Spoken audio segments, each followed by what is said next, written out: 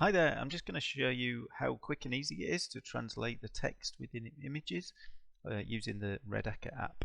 So I have a German version of an image which I've downloaded from Amazon, and I'm just going to drag it into the app here.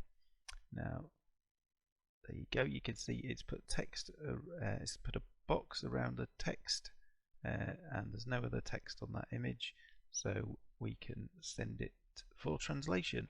Now with the app you've got the option for Google Translate or a human translation.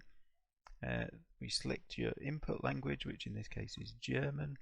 Select the output language, so I'm going to translate it into English, and then I'm ready to go. So I just click the translate button. We have this confirmation here, click OK, and then there we go, it's pulled it in.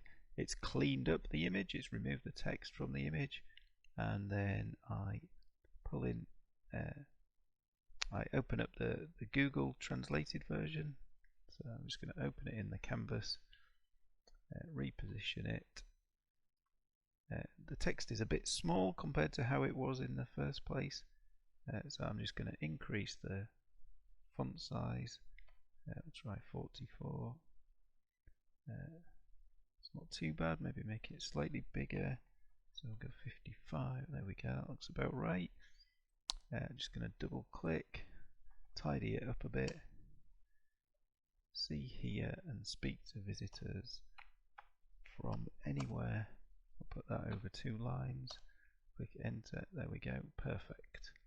Now if I want to update the text and make it a different font, so I could put it in a